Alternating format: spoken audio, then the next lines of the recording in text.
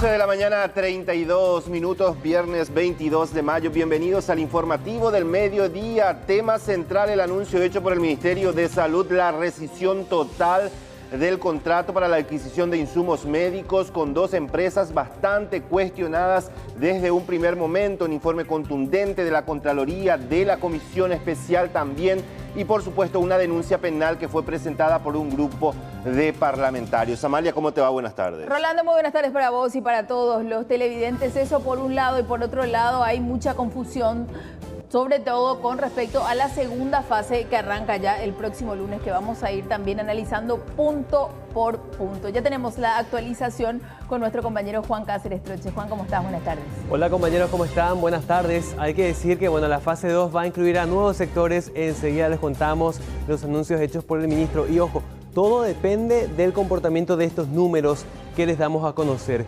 Preliminarmente hay 2 nuevos infectados con el COVID-19.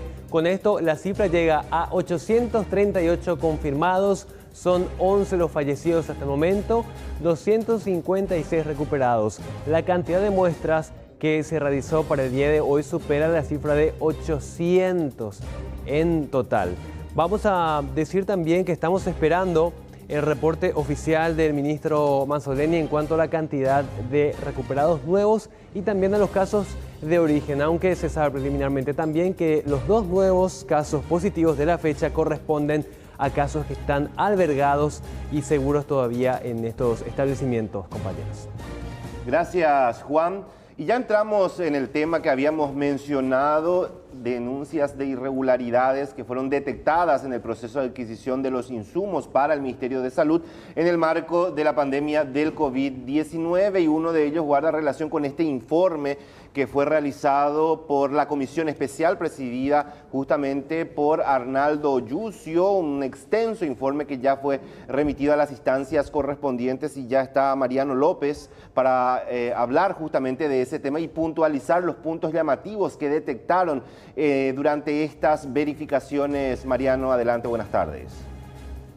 Hola Rolando, ¿qué tal? Saludos a vos, a Amalia, a todos los televidentes. Efectivamente, ya estamos aquí con el ministro Arnaldo Yucio, el presidente de la Comisión Especial de Supervisión y Control de Compras en el marco de la pandemia del COVID-19. Efectivamente, un informe amplio, un informe que se enfoca en diferentes detalles. Y ya vamos a saludarlo aquí al ministro y conocer un poco cómo han estado trabajando, porque en el informe del ministro incluso consta que no accedieron a demasiada documentación, tampoco fue un tanto limitado, pero sí tuvieron la información suficiente para detectar algunas irregularidades, algunos detalles que nos cierran, ministro. Me saco una nota para poder hablar. ¿Vos estás en distancia? Estamos con la distancia adecuada. Bueno, sí, obviamente por el tiempo en que ingresamos en la investigación, en el análisis, en la supervisión de la propuesta de esta licitación, no tuvimos el tiempo suficiente, ¿verdad? Pero no obstante, yo creo que es muy complementario con lo que hizo la Contraloría, ¿verdad? Porque ingresamos nosotros en el momento preciso de la recepción, del ingreso de la mercadería, la entrega en el parque sanitario y la recepción. Con la recepción se iba a cerrar el círculo de esa licitación, ¿verdad? Se obró en forma oportuna. Gracias a que en un principio se operó con la Dirección General de Aduanas, se pudo obtener ahí las muestras de cada uno de los ítems que creemos es el elemento importante que demostró posteriormente, al momento de la recepción en el parque sanitario, física de los insumos, de que lo que se entregaba no se compadecía con lo que se recibió en el aeropuerto, ¿verdad? Con respecto a eso, ministro, entiendo, y para entrar en los detalles de cada insumo, ¿verdad? Entiendo que el caso de las mascarillas, se recibieron 3 tipos de mascarillas diferentes entre sí, tanto por el envoltorio y otros detalles. Sin embargo, los que se entregaron en parque sanitario se presentaron como una sola mascarilla, un tipo de mascarilla. Claro. En el caso de las mascarillas KN95, se pudo percibir en el momento del ingreso, en el momento del despacho de ese insumo, que tenía 3 fuentes industriales. O sea, eran 3 industrias, 3 empresas tres manufacturas las que proveyeron las mascarillas, ¿verdad? Nos llamó la atención, y creo que eso mencionó en algún momento el ministro René Fernández, que la mascarilla, una de ellas, ¿verdad?, que sí teníamos el origen, pero eran genéricos, no tenían marcas. Algunas de ellas tenían fecha de vencimiento 3 años y otras 2 años, ¿verdad? En el momento en que se presenta las mascarillas, como ya con la marca HK, en un envoltorio, en una caja, en el parque sanitario, muy similar a la que se recibió en aduanas, pero ya con la impresión de HK, observamos de que estaban impresos o impresas unos registros en donde se establecía una fecha sola de vencimiento, ¿verdad? Y eso nos revela un poco que uno pierde trazabilidad y conocimiento sobre si el producto que está utilizando es realmente el idóneo, ¿verdad? Porque acá tenemos que pensar, vamos a suponer de que efectivamente en el Ministerio de Salud no se utilice la totalidad de las mascarillas que ahora se está comprando, ¿verdad? Que finalmente esto haya un stock, ¿verdad? Si no tenemos la certeza de vencimiento, ¿verdad?, las mascarillas las vamos a poder utilizar, no sé, por 1 año, 6 meses, o 2 años, o me puede servir hasta 3 años, ¿verdad? O sea, ese tipo de cosas es lo que observamos. Y ese detalle, esa inscripción en las cajas, en el envoltorio de origen de estas mascarillas, ¿es cierto, ministro, que decía que no es apto para uso médico? Sí, en una de las cajas recepcionadas tenía esa mención de que era no apto para uso médico, ¿verdad? Y eso fue después, creemos nosotros, ¿verdad?, entremezclado con las otras mascarillas que finalmente llegaron y se entregaron en una sola caja. Y en esa caja entregada al Ministerio de Salud ya no estaba esa especificación de que... Ya no estaban. No, eso desaparecieron del ámbito de nuestro control esas cajas, ¿verdad? Sé que Rolando, Amalia también tienen algunas consultas. Una última de mi parte nada más, ministro. Lo que tiene que ver con ese proceso de licitación y la presentación de muestras. ¿Eso era una causal ya de descalificación, según se lee en el informe? Algo que también llamaba la atención. Sí, en puridad, todo en este momento está en un proceso de verificación aún, ¿verdad? Ahora con la decisión del Ministerio es otra cosa, ¿verdad? Pero hasta esta mañana temprano o hasta ayer, todo estaba aún dentro del proceso de verificación, ¿verdad? ¿La apertura de ofertas? Y eso, sí, del informe de Contraloría observamos que ese proceso aparentemente no fue respetado, ¿verdad? Y obviamente tiene sus consecuencias, ¿verdad? Oportunamente tiene que expedirse la Dirección General de Contrataciones respecto a esas falencias o irregularidades o desprolijidades que se dieron, ¿verdad? Creo que el propio ministro mencionó en la respuesta a la Contraloría de que eso estaba ya objeto de un sumario, ¿verdad? Pero yo creo que fue importante la mención a las irregularidades anteriores a la recepción de esos mismos insumos licitados acá, ¿verdad? Ese proceso administrativo al que hizo mención la Contraloría está llena de formalidades que deben cumplirse, justamente para respetarse varios principios, el principio de igualdad, el principio de la competencia, que debe regir estas contrataciones, ¿verdad? Rodi, no sé, ministro, si podemos mostrar este documento, nada más para que no se me pase el detalle, Amalia, Rolando. En realidad no teníamos que mostrarte todavía. Sí, pero ya que estamos, ministro, creo que podemos aprovechar, ¿verdad? ¿No le parece? Es un registro, dice certificación de marca, Rolando, Amalia, atención, porque el ministro nos va a contar qué significa este documento, ministro, si se puede, por favor, los detalles.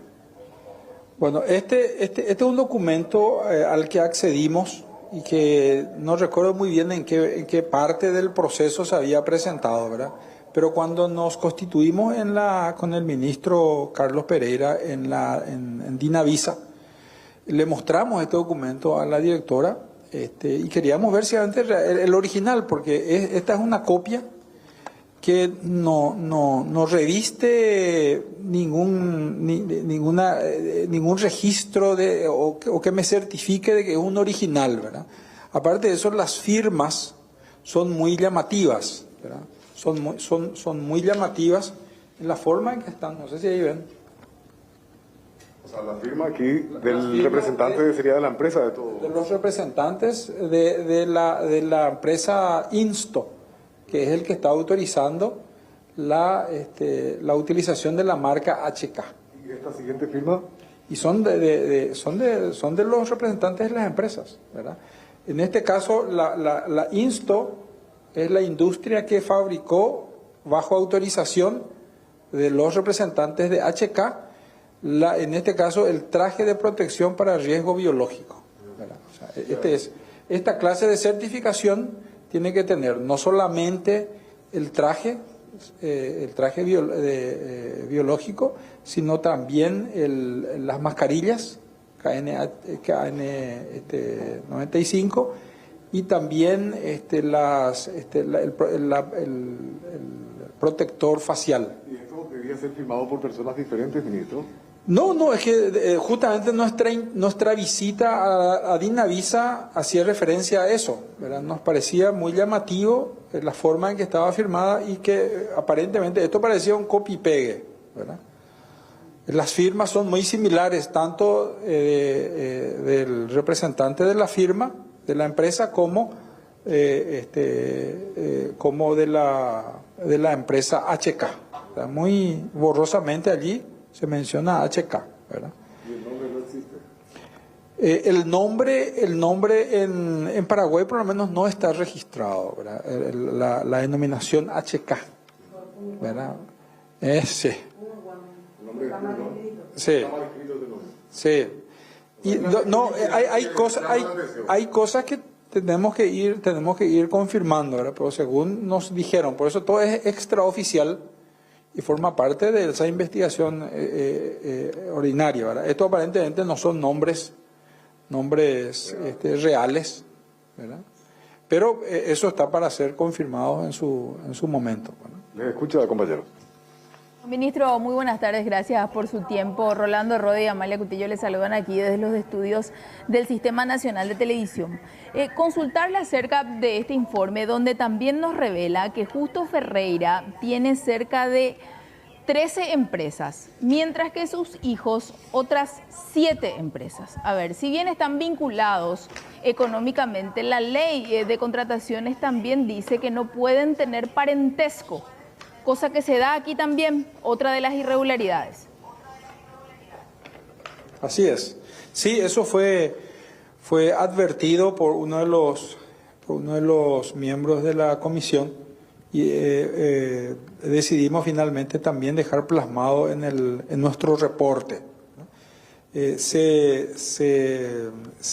advierte, ¿verdad?, de que hay una serie de empresas que tienen de alguna forma vinculación con una sola persona. Sí. ¿Verdad? Sus hijos están en una empresa diferente y aparentemente se presentan en las licitaciones públicas o como una empresa con una denominación determinada, o en algunos casos se presentan todas las empresas, pero que evidentemente en el fondo pertenecen a un mismo grupo empresarial, el mismo rubro. Sí, todos del mismo rubro, ¿verdad? Lo que nos da a pensar, porque se viola con eso el principio de competencia y de igualdad dentro del ámbito administrativo, ¿verdad?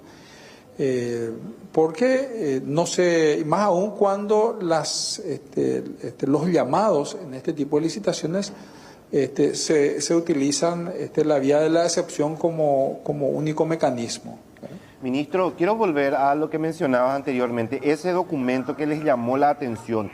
¿Podríamos estar hablando de una falsificación de marcas probablemente? Estamos en contacto ya estuvimos vía mensajes con la doctora Carmen Gubetich de Marcas. Ella está en la parte de delitos marcarios. Yo creo que ella es la especializada en la materia y la que nos podría guiar un poco cómo podríamos llegar hasta el fondo de esta cuestión, ¿verdad? Pero lo que resaltamos de ese documento es que a ojos vista, ¿verdad? Ese documento tiene algunas irregularidades muy llamativas, ¿verdad? Las firmas, por ejemplo, una copia simple, y todo también forma parte hoy del requerimiento del registro sanitario de los trajes, ¿verdad? Creo yo que hasta hoy no se tiene registro sanitario de esos insumos, ¿verdad? ¿Eso cuándo se presentó a Dinavisa, ministro? Eso habíamos, de hecho, me comentaba la directora de Dinavisa que a su institución le interesaba en ese momento el origen del producto y no la marca, ¿verdad? Pero le alertamos de que era importante también tener la certificación de la marca, porque el contrato, ¿verdad?, entre el Ministerio de Salud y esta empresa consignaba marcas específicas, o sea, no solamente el insumo, individualizaba el insumo, los precios y la calidad, sino también la marca. Y por eso entendemos nosotros que también en Dinavisa debe exigirse una certificación de esa marca para que no ocurra precisamente esos cuestionamientos que hoy se tienen o dudas sobre la marca, que tiene relación al origen del producto. De hecho, ministro, que en todo momento el abogado que es Casati dice que ellos tienen esta certificación, pero lo que nos llama también la atención es que decían que en este depósito que se filtraron las imágenes, estaban haciendo como una especie de embalado. En primer momento era un embalado y después ya dicen también ahora que ellos le estaban colocando una especie de sellos para el ministerio. ¿En algún momento se ve por alguno de estos productos esos sellos de los cuales ellos hablan?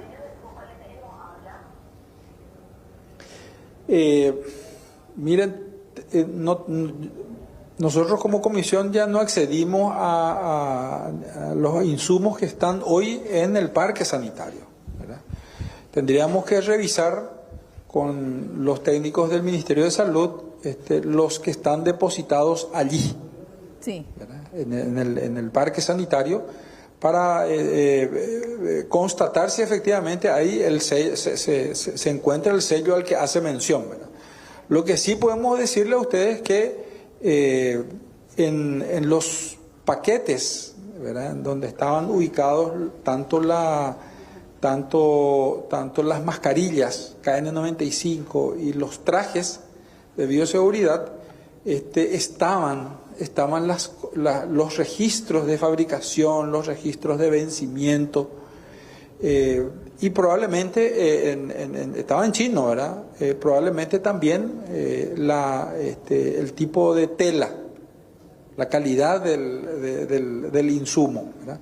Pero toda esa información fue sustraída y fue sustituida por otra constancia ya evidentemente impresa ya acá en Paraguay, en donde se hacía mención de que el producto era para el Ministerio de Salud, que tenía una fecha de vencimiento determinada, y se consignaba la marca. Ministro, ¿tienen sospechas de dónde se hicieron justamente las cajas para presentar como HK? Porque lo que se observa es que llegaron aparentemente con 3 fabricantes diferentes y después presentaron como uno solo. ¿Eso se hizo dónde? No pudimos aún llegar a ese tipo de información, ¿verdad? O sea, evidentemente, si esto ya estaba judicializado, sí se podía haber obtenido una orden de allanamiento, verificar esas imágenes. Las que se publicaron no sé efectivamente de dónde son, ¿verdad? Podrían ser del lugar en donde se imprimió, porque no se descarta de que sean también hoy en día las impresoras son muy buenas y pueden hacerse inclusive en un depósito, en el mismo depósito en donde estaban acopiados para ser entregados posteriormente al Ministerio de Salud. O sea, no hace falta que vaya a una imprenta, a una empresa dedicada a la impresión para que se obtenga ese material. Tampoco se descarta que sea así, ¿verdad? Pero de la calidad de la impresión no es muy buena tampoco. Ministro, le saluda Juan Cáceres en esta ocasión. Esta comisión fiscalizadora fue conformada por el Ejecutivo para precisamente controlar minuciosamente todos los detalles acerca de esta polémica licitación. Pero en caso de que no exista una comisión fiscalizadora, ¿qué instancia del Ministerio tenía a su cargo detectar estas irregularidades? Y acá tenemos la UOC, que es fundamental, ¿verdad? En la etapa del llamado, insumos estratégicos, también una unidad muy importante porque es la que con el parque sanitario del Ministerio de Salud es la que se lleva a encargar de la verificación, y eso está en el mismo pliego y el contrato, que son estas instancias las que se iban a encargar de la verificación de la calidad del producto o el insumo que está siendo recepcionado en ese momento. Básicamente ese es el trayecto que debía llevarse a cabo para evitarse. En este caso, aún está, por más de que la empresa ya estuvo en mora, y digo estuvo en pasado por la decisión del ministro, las multas por mora justamente estaban en pleno proceso de aplicación, ¿verdad? Ministro, la propia Contraloría dice, se observa el proceder de 3 instancias estratégicas y claves del Ministerio en esta licitación en cuanto a las irregularidades. En primer lugar, Dirección Administrativa. Segundo lugar, Unidad Operativa de Contrataciones. Y tercer lugar, el Comité de Evaluación de Ofertas. La Fiscalía tiene que intervenir contra las cabezas de estas unidades a pesar de los cambios que ya se hicieron, ministro.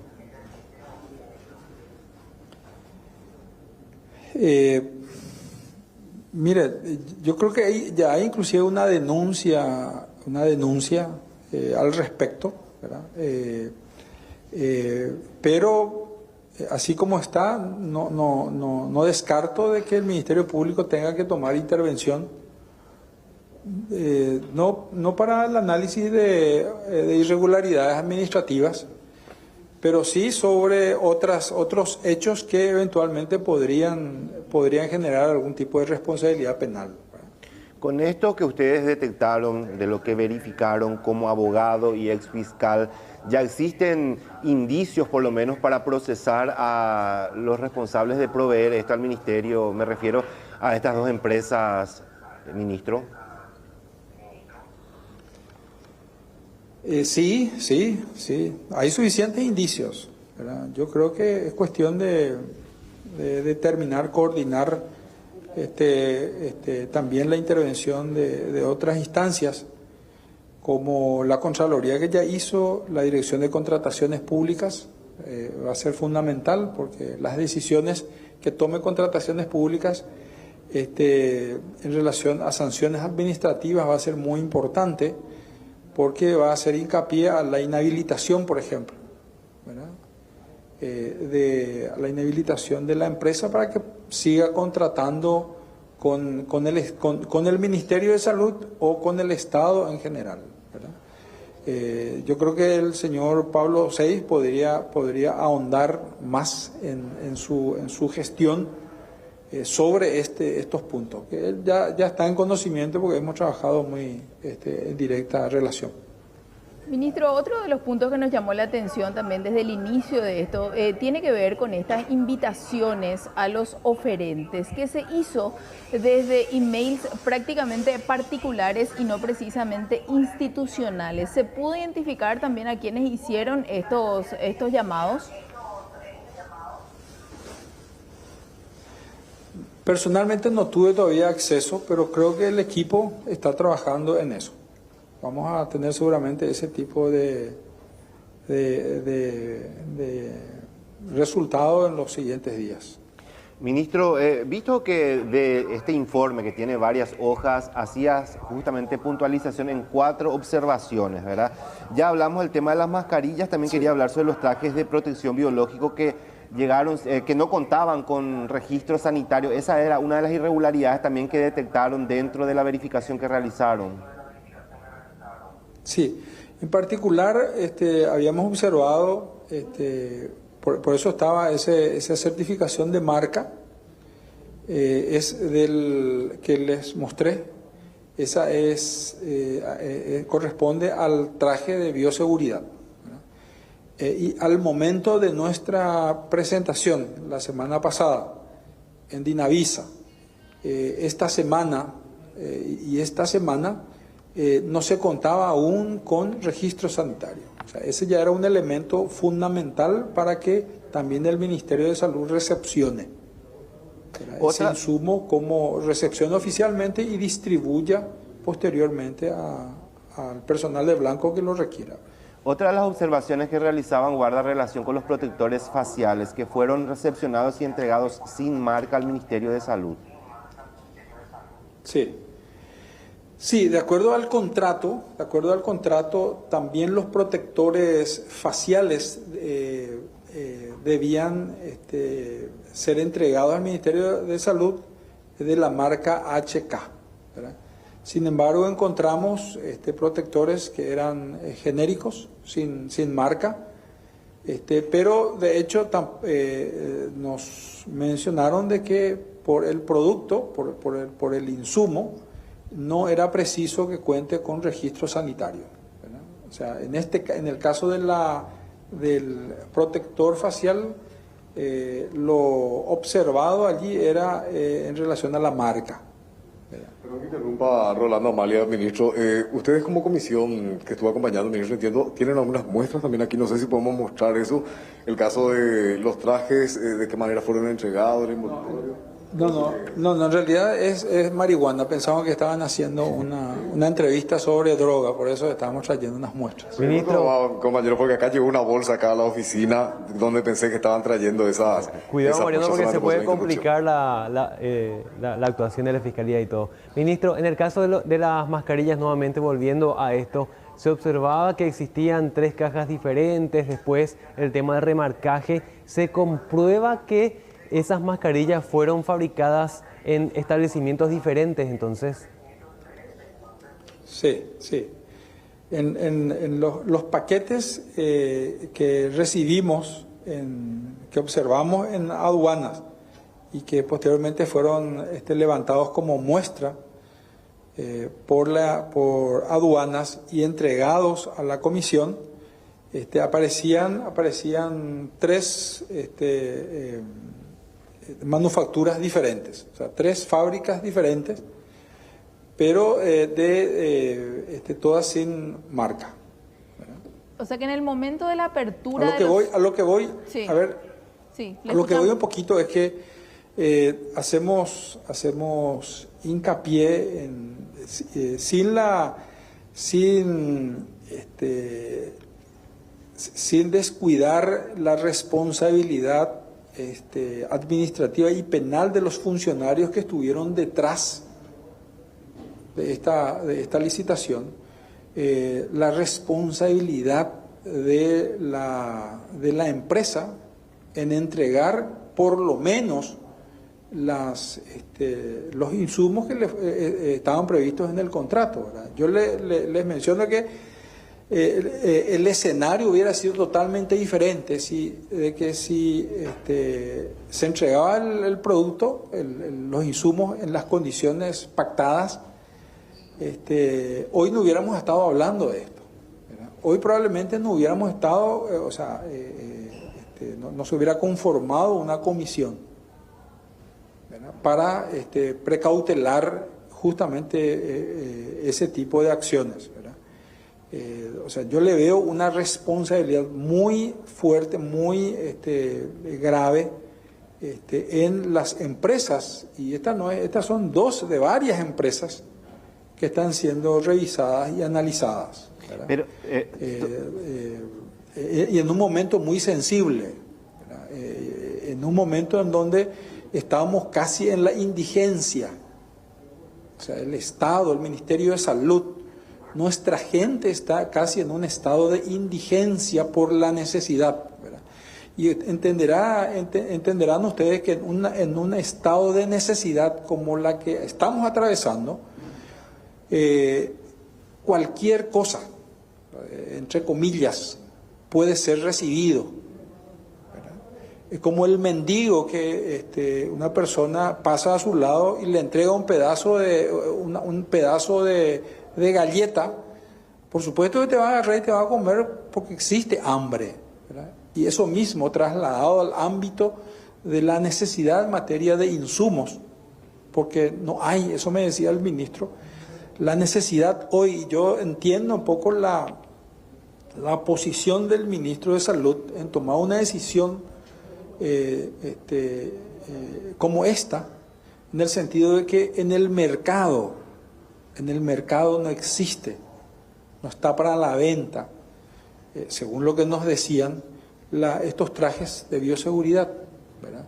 Sí, las mascarillas, que ya hay industrias nacionales, a nivel de amistad, a nivel de amigos, a nivel de industrias relacionadas a la confección, están hoy haciendo mascarillas, pero probablemente no con las especificaciones técnicas y la calidad requerida por el Ministerio de Salud. Entonces, ante esa situación es que mencionamos qué delicado es ser proveedor del Estado, ¿verdad? Y más aún en un momento en donde estamos pasando por una necesidad extrema, ¿verdad? No sabemos lo que nos viene para adelante. Mencionaba el ministro que en la medida en que estas medidas impuestas va teniendo resultado, en esa misma medida se va a ir abriendo un poco más la cuarentena. Pero ¿qué va a pasar si es que mañana se abre la frontera? ¿Verdad? ¿Qué va a pasar si es que ya dejamos de utilizar los albergues con cadena? ¿Verdad? Esto puede diseminarse y ahí sí se va a notar la necesidad de camas en terapias intensivas para los pacientes en riesgo y las camas comunes, manuales en los diferentes hospitales.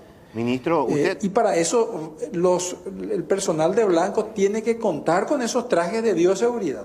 Ministro, usted hablaba... Y tenemos, o sea, lo peor es que tenemos esos trajes, pero no nos consta que sea de la calidad que están siendo requeridos por el Ministerio de Salud, ¿verdad? Ministro, quiero solamente puntualizar algo que decías, ¿verdad? La gran responsabilidad en este caso pertenece a las empresas, pero muchísimo más responsables son los encargados desde el Ministerio de Salud, todas esas dependencias por donde pasaron este proceso, porque ellos sabían y permitieron que esto avance y llegamos a este punto, ministro. O sea, ellos son tan responsables o más incluso que las empresas. Desde los que mandaron los mails de invitación hasta el último. Por eso decía al principio de esta parte de la entrevista, de esta larga entrevista, que no descartaba la responsabilidad penal y civil de los funcionarios, ¿verdad? Sin descartar eso, pues, eso es obvio. Pero no importa, igual la responsabilidad está latente, ¿verdad? Eso subsiste. A lo que voy nomás es que vamos a suponer que hayan recibido coima, que hayan recibido plata, ¿verdad? Algún beneficio a cambio de otorgar este permiso para el ingreso de estas mercaderías. Hoy eso es salvable, porque yo le puedo procesar bueno, en realidad no soy más fiscal, ¿verdad? Pero podemos hacer las denuncias ante el Ministerio Público contra estos funcionarios venales. Pero lo que escapa de mi control es que la empresa que pagó una coima, no digo en particular esta, en general, que haya pagado una coima para ingresar una mercadería, por lo menos nos haya dignado en entregar los insumos correctos, ¿verdad? Hoy no hubiéramos estado en esta situación, ¿verdad? Hoy ya hubieran estado siendo distribuidos todos esos insumos a todo el personal de Blanco y a disposición de todo el personal administrativo también. Claro, ¿verdad? Entonces, pero, reitero, esto aparentemente no es un esquema recientemente formado, ¿verdad? Esto forma parte de un esquema mucho más grande de redes que están sobrepasando a estas empresas en particular, ¿verdad? O sea que hay muchas más que obran de la misma forma. La comisión, conformada por el doctor René Fernández, el licenciado Carlos Pereira, Sueli Rolón, el representante de Hacienda, el auditor, tiene básicamente como misión generar también recomendaciones al Ejecutivo y al ministro en particular.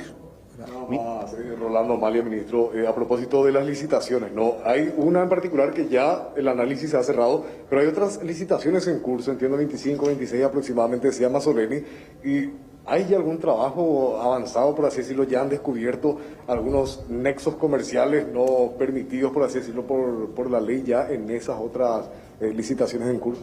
Sí, de hecho la comisión tiene pendiente varios pedidos de dictamen en relación a insumos que están siendo adquiridos, no solamente del Ministerio de Salud, sino también de otras instituciones, ¿verdad? Pero en particular, dentro de la suma de dinero que recibió el Ministerio de Salud por esta contingencia COVID, de 99 millones de dólares, están pendientes de llevar adelante, de culminación, procesos de licitación de diferentes insumos y servicios, ¿verdad? Pero eso está ahora en proceso de análisis.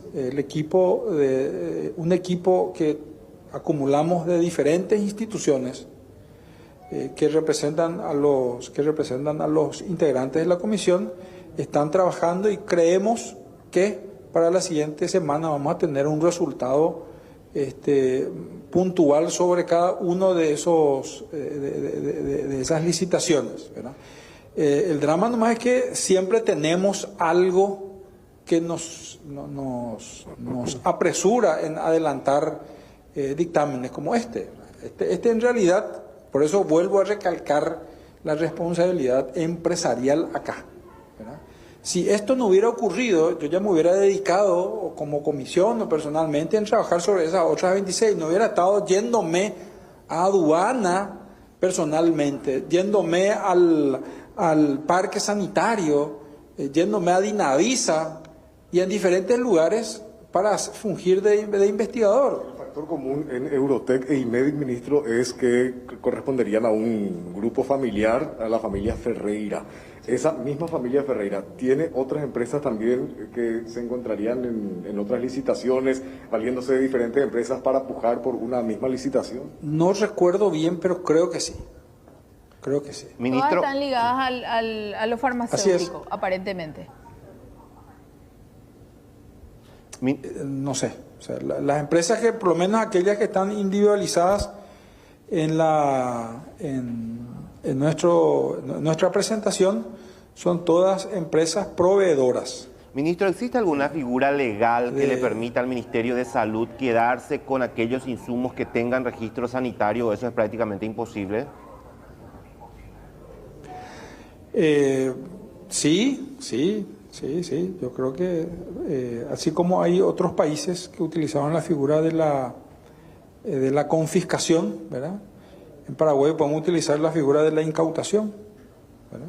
Por necesidad extrema, ¿verdad? Ministro, siempre y cuando reúna las especificaciones técnicas para su uso. Y pues si no sirve, Si no reúne las especificaciones técnicas, entonces no. ni Claro, aunque se incaute, descarta. van a me poder refería ser a aquellos- utilizados. Me refería a aquellos que sí están en funcionamiento. ¿Esa incautación eventualmente partiría Claro. ya a partir de una investigación fiscal o independientemente a eso se puede incautar por Claro. parte? Yo creo que esa es una figura que se puede utilizar, ¿verdad? No es muy usual, nunca se hizo, que yo sepa, ¿verdad? Pero la experiencia en otros países demuestran que ante una necesidad extrema, en el caso de Brasil, el caso de los respiradores, el Brasil confiscó toda la producción de una industria brasilera que tenía previsto envíos de respiradores a nuestro país, ¿verdad?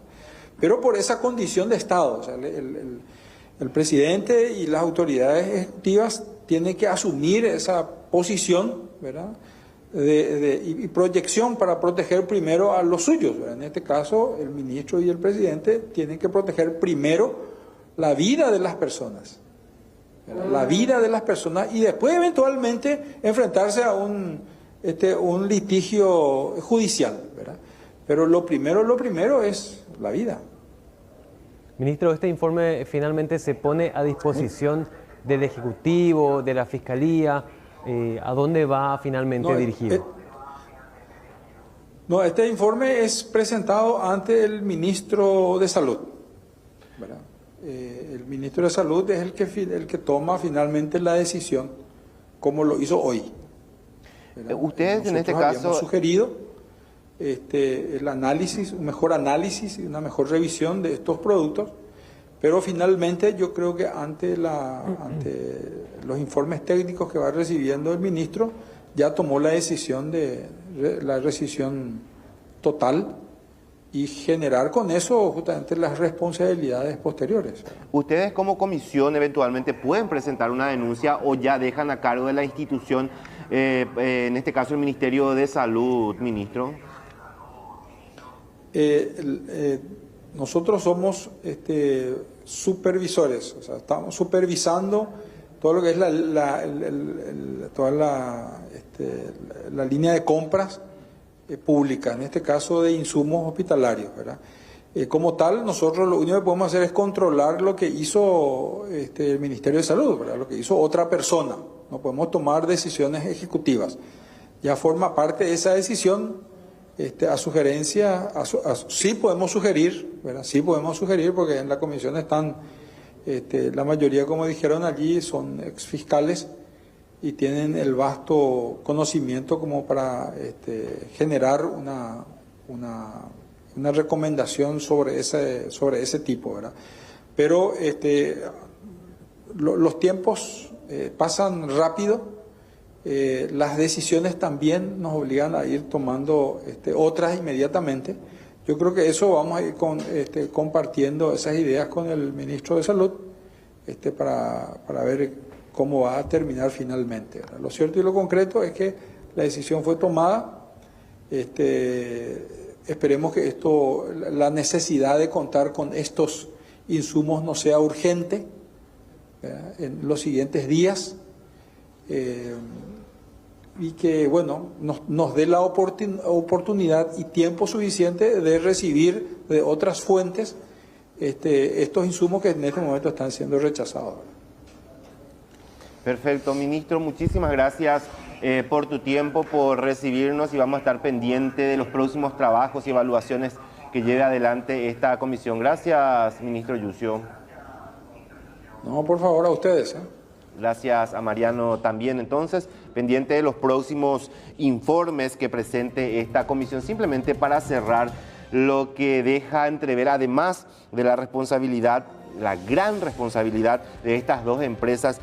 Vuelvo a resaltar la responsabilidad que tuvieron los funcionarios que participaron y que estaban distribuidos en las diferentes dependencias del Ministerio de Salud, que desde un primer momento sabían de la existencia de irregularidades y pese a eso permitieron que avance este proceso licitatorio que terminó de esta manera con el rechazo total de los insumos que esperemos así como están las cosas, no se necesite de forma urgente para abastecer a los diferentes hospitales. Eso teniendo en cuenta que esto arrancaba en marzo, Rodi, pasaron por varios departamentos, o sea que van a haber muchas personas que van a seguir sumando a la lista de lo que tiene que ver con esta corrupción, porque acá estamos jugando dos partidos, uno contra el virus y el otro contra la corrupción.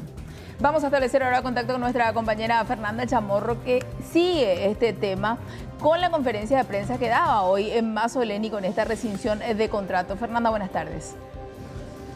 Buenas tardes, ¿qué tal Amalia? Rolando, así mismo. Y esta mañana el ministro Julio Mazzoleni daba el anuncio en conferencia de prensa de que rescindirían los contratos tanto con Imedic como Eurotech y ya empezarían a hacer los trámites para recibir lo que tiene que ver con el dinero de la póliza de seguros. Mazzoleni lastimosamente evadió muchas de las preguntas que se hicieron en torno al tema. Por ejemplo, directamente no respondió el tema de por qué no se recibió anteriormente ya en el proceso licitatorio una muestra de lo que se iba a comprar con más de 80.000 millones de guaraníes en cuanto a insumos médicos. Dijo que recién todas las irregularidades se detectaron cuando el equipo completo prácticamente o gran porcentaje del pedido que se había realizado a estas dos empresas ya estaba en el parque sanitario en Mariano Roque Alonso. Tampoco quiso aventurarse a decir que él como cabeza del Ministerio de Salud iba a hacer una denuncia al Ministerio Público. Dijo que la Fiscalía ya está involucrada en este caso luego de la denuncia presentada por parlamentarios. Pero vamos a escuchar esta primera parte de lo que decía Mazzoleni en torno a la rescisión del contrato.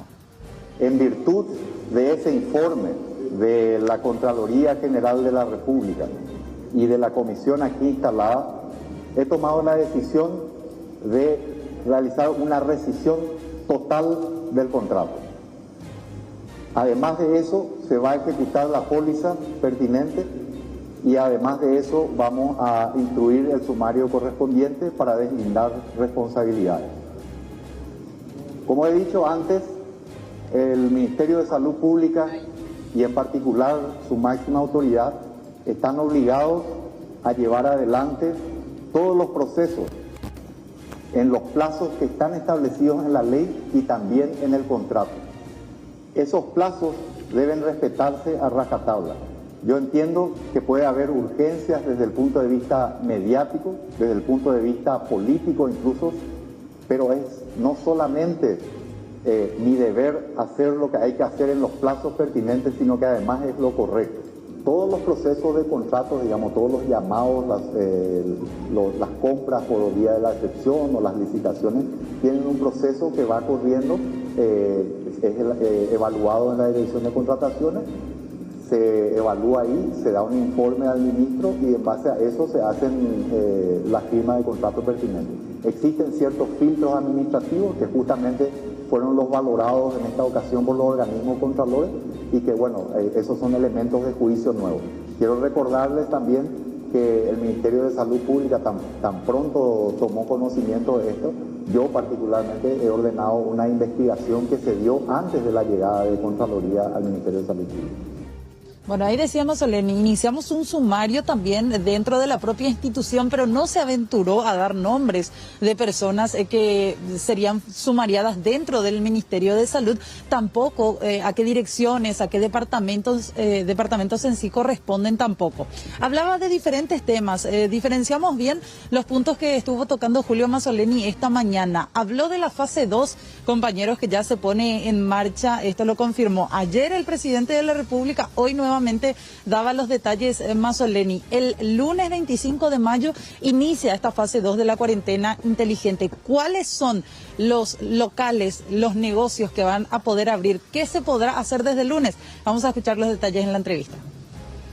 Algunos elementos de esta fase, que va a ir una vez más en 3 semanas y el día jueves, antes del 15 de junio, vamos a hacer una valoración y vamos a presentarle seguramente al día siguiente los resultados de esa valoración. También hay que tener en cuenta que si alguno de nuestros indicadores se dispara antes de estos días de evaluación y de decisiones, se tomarán las decisiones antes si fuera necesario. Bueno, ¿qué incluye entonces la segunda fase? Básicamente todo lo que tenemos hoy, y a ello se suman los locales comerciales incluidos los shopping, que tienen que adecuarse a un estricto protocolo sanitario. Esto, en términos sencillos, exige evitar y no van a poder tener, se van a restringir las áreas de espacio común, o sea, las áreas de expendio de alimentos, por ejemplo, las áreas de esparcimiento, esas zonas comunes no van a estar habilitadas en los shopping. Las obras privadas pueden avanzar a todas las etapas, las oficinas corporativas con el 50% del personal. En el sector cultural y artístico, entrenamiento, ensayos, pueden haber puestas sin público. Deportistas profesionales, entrenamiento individual, ningún deporte colectivo en este momento profesional en esta etapa. Entrenamiento físico individual. Aquí también debemos incluir a los atletas profesionales, atletas seleccionados que van a tener entonces, como dije, entrenamientos de sus deportes individuales. Los clubes y parques privados exclusivamente para actividad física individual, y vuelvo a enfatizar que están restringidas las áreas comunes. En el sector religioso, exclusivamente, quiero ser muy claro aquí y concreto, exclusivamente bautismo y matrimonio o equivalente en cualquier denominación religiosa, nada más. No hay misas, no hay otros eventos por el momento en esta etapa, se va a ver más adelante. El menor número de personas y un máximo de 10 personas. El límite de edad, en base a estudios científicos, al nivel, al porcentaje y a la equiparación también con otros países, se va a elevar a 65 años. Y los horarios de actividad física en los parques también se van a extender de 5 de la mañana a 10 de la mañana.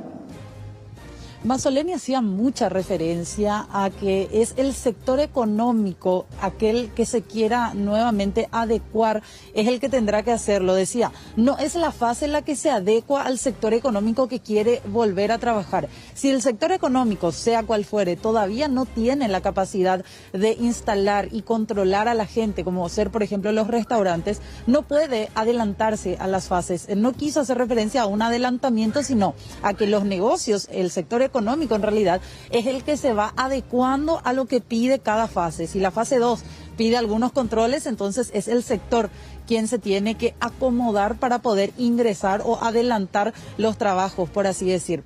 Hablaba Julio Mazzoleni también de los nuevos números, 2 casos confirmados. Faltan todavía confirmar también otros detalles del informe que da diariamente el ministro de Salud, pero mencionaba, por ejemplo, datos muy interesantes a nivel estadísticos. Disminuyó el nivel de transmisibilidad. Antes una persona podía contagiar a 1.5 personas, es decir, a un promedio de entre 1 a 2 personas. Hoy día este número, este porcentaje se sitúa por debajo del 1%, entre el 0.5 y el 1%. Escuchemos, ¿cuál es el balance que deja esta primera fase de la cuarentena inteligente? Quiero adelantarles los resultados de esta mañana. Todavía nos faltan el número de internados a actualizar, el número de terapia intensiva, pero hoy tenemos el mayor número de muestras hasta la fecha, 881 muestras, y tenemos 2 positivos. Los 2 positivos son de albergues, y la composición de la muestra del día de la fecha, 60% es de la comunidad y 40% de albergues. En este gráfico, en la línea azul, tenemos el porcentaje de camas respiratorias a nivel país ocupadas. El número es aproximadamente de 1.250. De esas 1.250 tenemos en este momento una ocupación del 15%. Las camas de terapia intensiva, que suman para eventualidades respiratorias un número de 250 en todo el sistema de salud pública, hoy están ocupadas en un 12.9%. Aquí también quiero señalarles cómo ha habido un repunte gradual en el número de consultas respiratorias en el área de urgencias de los hospitales del sistema de salud pública. Y aunque ustedes pueden ver que hay un incremento importante, cuando lo ven en el ámbito del histórico, a esta fecha, el año pasado, teníamos entre 8 y 10 veces más número de casos. O sea que en realidad, como pueden ver, nuestros hospitales tienen bajas consultas en las urgencias en términos de cuadros respiratorios en una magnitud realmente muy importante. La contagiosidad ha disminuido significativamente. Las dos líneas de arriba establecen la contagiosidad o la transmisibilidad, si quieren, considerando aquellos positivos que están en cuarentena y aquellos que están en la comunidad. Pueden ver este gráfico más o menos en ese nivel, un nivel de 1.5 aproximadamente, que significa que cada persona contagia en promedio 1.5 personas. Pero si hacemos el cálculo estrictamente con los positivos que están dentro de la comunidad, ustedes pueden ver que la transmisibilidad realmente está por debajo de 1. O sea, técnicamente ni siquiera hay transmisibilidad, ¿verdad? Masoleni también mencionaba que en estos últimos tiempos, en comparación a cuando se daba el primer caso de COVID-19 en nuestro país, disminuyeron los llamados a la línea 154, habilitada para reportar casos sospechosos o síntomas que uno tenga. El 50% de las personas estuvo reportando que tenía alrededor de más de 2 síntomas, y a partir de ahí se hicieron las estadísticas que muestran que hoy se disminuyeron las llamadas en esa línea correspondiente. Rolando, Amalia. Fernanda, una consulta nada más para cerrar. ¿Qué dijo el ministro de Salud con relación al rechazo de esos insumos? ¿Cómo se va a suplir la necesidad en los diferentes hospitales? Y alegó solamente lo que ya viene diciendo hace semanas, que este faltante se va a intentar paliar mientras tanto con las demás licitaciones que están en curso. A partir de allí dice que se puede llegar a hablar de una estabilidad en cuanto a insumos, y también le hacían la consulta, por ejemplo, de donaciones que están llegando. Decía él que las donaciones también pasan por la Dinavisa, que es el que controla finalmente, y por la Dirección de Insumos Estratégicos, que controlan cuál es el nivel de calidad. Con esto, con donaciones y con las demás licitaciones que están en curso, ni siquiera estamos hablando de ya contrataciones, con eso intentan paliar. Perfecto, gracias Fernanda por este completo informe. Esperemos que los números se mantengan, porque Dios no quiera que esto se dispare, porque allí sí realmente va a ser un caos total, porque no se cuenta con los insumos necesarios. Estamos viviendo de donaciones y pendientes de próximas adjudicaciones. Todavía no puedo distinguir si es peor el COVID o la corrupción que estamos viviendo en estos tiempos, sobre todo que estamos descubriendo, porque eso ya viene desde hace mucho, pero ahora sí están saliendo al tapete. ¿Tenemos tweet, Juan? Exactamente. Y nada más antes de ir al tweet, lo que decía Rolando, ¿verdad? Estamos viviendo de donaciones en este momento. Vergüenza. Cuando tuvimos 2 meses de oro para prepararnos, y lastimosamente termina esta licitación de esta manera. Eso, y resaltar también algo de un Julio Masoleni, que hoy yo lo vi ya al punto del hartazgo, ¿verdad? De tener que explicar ciertas situaciones. Hay que tratar de separar un poquito también lo que tiene que ver con el trabajo sanitario que viene realizando un grupo de élite del Ministerio de Salud con lo que tiene que ver con la parte administrativa, ¿verdad? Es como que eso les está desgastando también de alguna u otra manera. Pero independientemente a lo que está pasando como cabeza de la institución, hace mucho ya también tenía que saber quiénes son los responsables y tomar las medidas. Sacar alguna que otra cabeza ya de ahí. Exactamente, repasamos los números actuales. Hace instantes nada más se daba a conocer este tuit del ministro Julio Masoleni. 22 de mayo procesamos 881 muestras, 2 dieron positivo del exterior cumpliendo cuarentena obligatoria en albergues, 7 internados, 8 recuperados, sumando así 264. Total de confirmados 838 en total. Es el último reporte del ministro Masoleni. Vamos a hablar de otro sector que también está en pie de guerra. El sector gastronómico está diciendo: encendemos el fuego a partir de este lunes 25 de mayo. Ya no podemos aguantar. Hay una campaña que se está difundiendo en este momento para que la ciudadanía apoye, porque dicen ellos, tenemos las condiciones de ofrecer un protocolo seguro, ofrecer protección a los clientes, y sobre todo necesitamos reactivar este sector de la economía. Esta campaña se está difundiendo desde ayer. Enseguida vamos a tener aquí en el SNT a los representantes de este sector para que nos digan cuál es la postura oficial cómo pretenden estar trabajando, porque sabemos que este sector emplea a un montón de gente directa e indirectamente.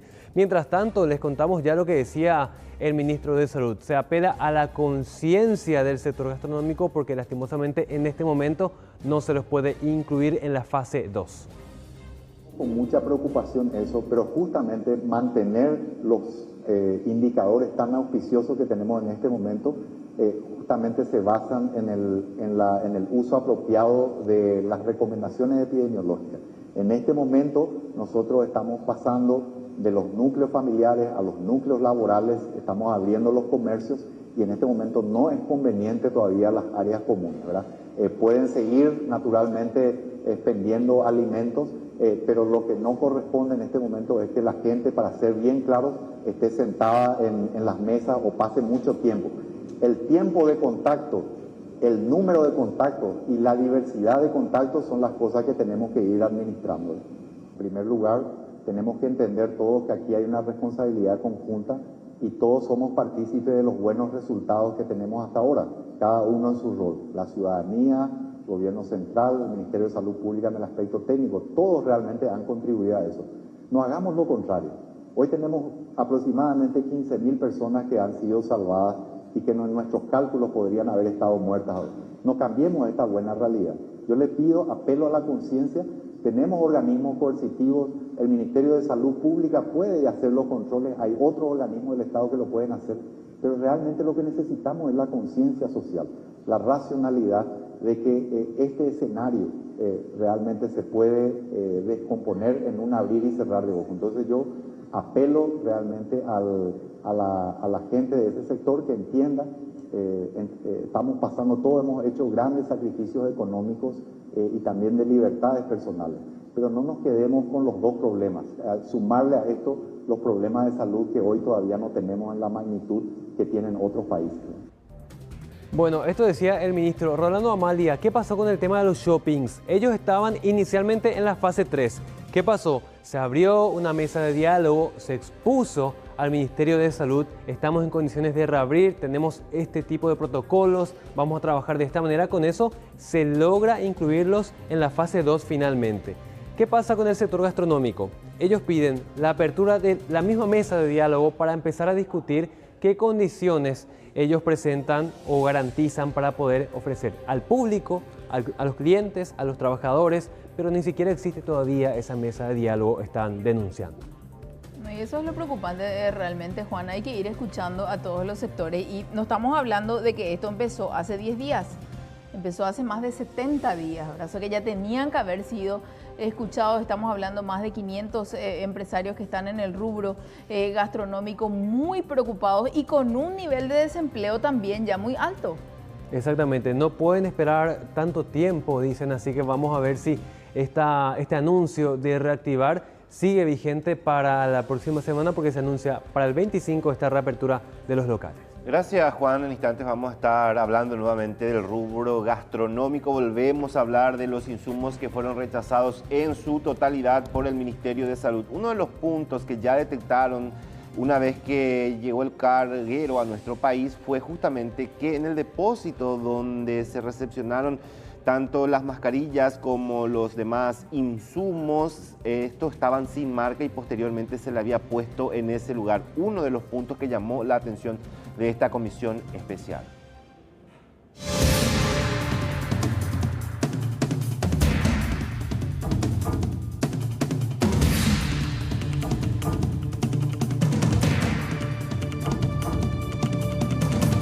Estas imágenes fueron captadas por distintas cámaras de circuito cerrado, instaladas en los depósitos de las firmas proveedoras Eurotech e Imedic. El mismo representante legal de estas firmas confirmó el hecho, señalando que durante el largo feriado iniciado el pasado 14 de mayo, unos 120 empleados de estas empresas trabajaron incansablemente las 24 horas para la colocación de la marca HK a distintos insumos médicos importados de manera genérica desde China.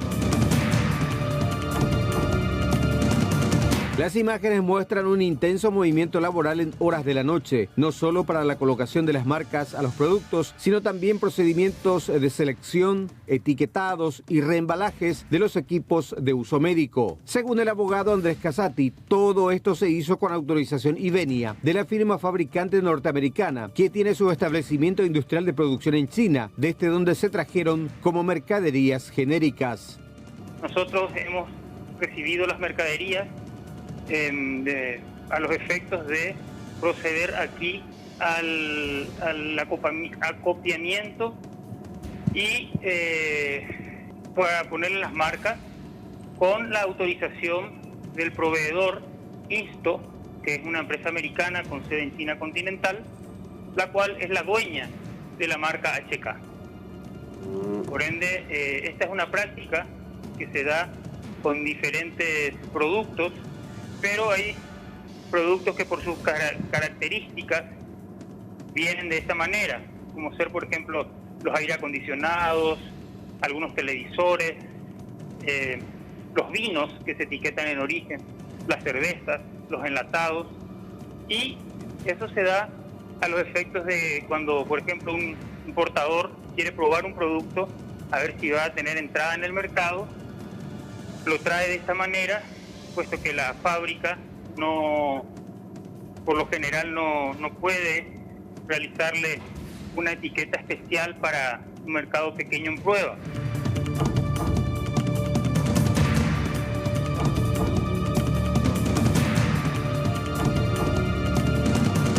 Negó que se hayan adulterado los productos, sino que el mismo proveedor autorizó el etiquetado a nuestro país, considerando la urgencia de entregar las mercaderías al parque sanitario del Ministerio de Salud.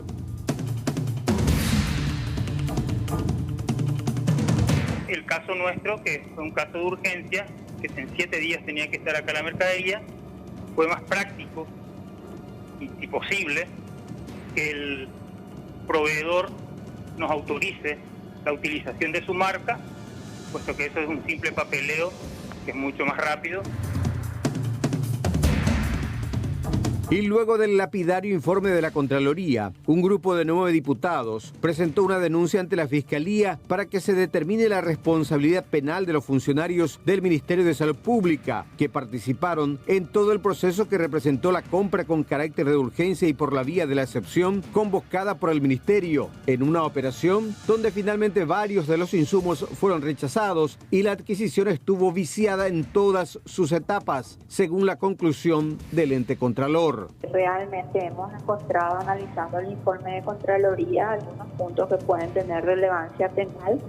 Sobre todo acá hay que destacar que dentro del proceso, uno de los informes más importantes es el informe de evaluación. ¿En qué consiste ese informe? En ver si se cumplen todos los requisitos del pliego de bases y condiciones. Y ahí la Contraloría en forma puntual indica situaciones donde se pone que se cumple pero que no se cumple, situaciones omitidas, como por ejemplo no consignar que no se entregaron muestras, eso es muy grave, porque era un requisito que descalificaba, y finalmente ese informe aconseja la adjudicación a las altas autoridades en base a que supuestamente estas empresas cumplieron con todos los requisitos técnicos y legales. Entonces tenemos ahí un documento público con serios problemas. Luego tenemos unas entregas que fueron rechazadas en algunos ítems. La denuncia, si bien en principio es contra personas innominadas por producción inmediata de documentos públicos de contenido falso, estafa y otros, apunta hacia los responsables del Ministerio de Salud que conformaron el Comité de Evaluación de las Ofertas, la Unidad Operativa de Contrataciones y los mismos representantes de las empresas adjudicadas en este engorroso proceso. Esto amerita ya nomás la investigación por parte del Ministerio Público, y también le agregamos lo referente, no sé si recuerdan las cargas que llegaron con los logos de República del Paraguay y del Ministerio de Salud. Sí.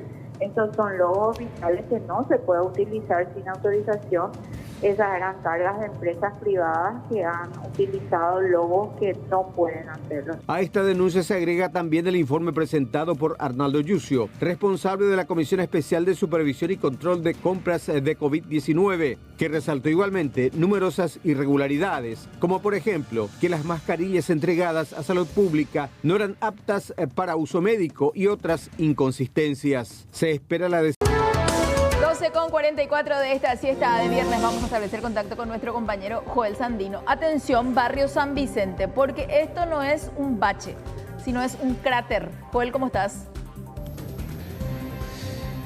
Bien, Silvia, disculpe. Bien, Amalia. Me estaba recordando nuestra compañera Silvia. Te estaba hablando nuestra productora. Se perdona porque es viernes. Sí. No, disculpe. Me estaba recordando de ella porque me dijo, San Vicente es una zona, es un barrio que lastimosamente se caracteriza por tener este tipo de problemas. Amalia, de la audiencia. 5:30 de la mañana.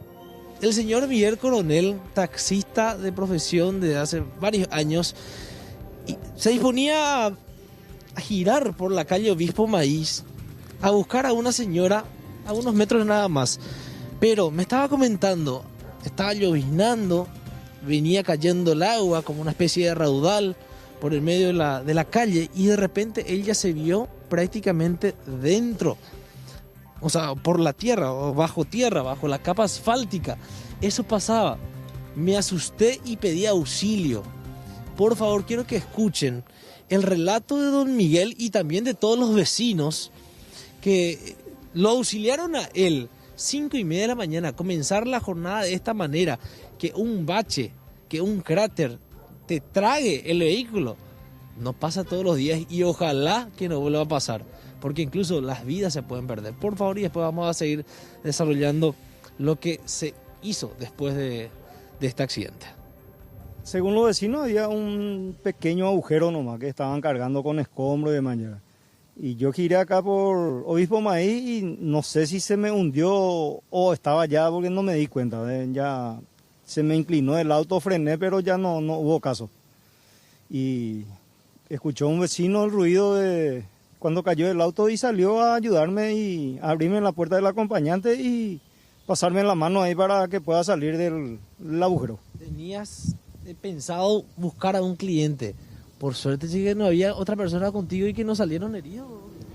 Exactamente fue así, amigo. Gracias a Dios que no estuvo nadie todavía conmigo. Todavía no le alcé a la señora, una pasajera habitual que suele llamar para ir al mercado que todas las mañanas le llevamos. Y me encontré con este inconveniente, vamos a decir, porque sinceramente no esperé, porque transitamos nosotros esta calle, siempre transitamos. ¿Y hace cuánto tiempo, don Miguel, vos crees que esto se puede, o sea, puede estar en malas condiciones? Porque esto es evidencia. Y la lluvia hizo lo suyo. La lluvia hizo lo suyo y vinieron a poner unas capas de asfaltado encima, dice, acá nos contó el vecino, pero la zanja estaba hacia abajo y eso ya no verificaron la gente que vinieron, cerraron ahí y dejaron así. El colapso del colector cloacal de material cerámico de 300 milímetros de diámetro correspondiente a la ESAP fue el problema que obviamente hizo que don Miguel tenga realmente un serio gasto posterior a este accidente. ¿Y qué pasaba? La Municipalidad de Asunción también a través de sus redes sociales, porque esta situación se volvió viral también en las redes sociales, dijo: nuestra dirección de vialidad está apoyando la reparación con una retroexcavadora. Esto era hace cuestión de minutos nada más y acá están llegando más trabajadores de la Municipalidad de Asunción para continuar con las labores. Primero ya la ESAP vino y reparó el colector de 300 milímetros, puso uno nuevo, aparentemente. Ya le puso la arena por encima y ya ahora van a comenzar seguramente con los trabajos de relleno. ¿Cómo está, señor? Va ahí con la porteña. ¿Qué van a hacer por acá? Y venimos con el propósito de arreglar el pozo, el relleno. ¿No todos los días se ve esto, señor? No, realmente las veces que llueve fuerte. Según el problema de cañería. Exactamente. Que suponemos ya se va a arreglar. Sí, ya se arregló, dice. Ahora nosotros venimos a completar. ¿Y qué van a hacer? ¿Van a reponer el empedrado, la capa asfáltica? Sí. El empedrado primeramente, el rellenado. Y luego ahora cuando dé el tiempo volver a ponerle los faltas. Porque esto hoy no va a terminar, porque el tiempo, justamente acabas de decir, la cuestión climática nos va a ayudar a que se ponga todo listo. No, pero vamos a hacer lo posible, sí.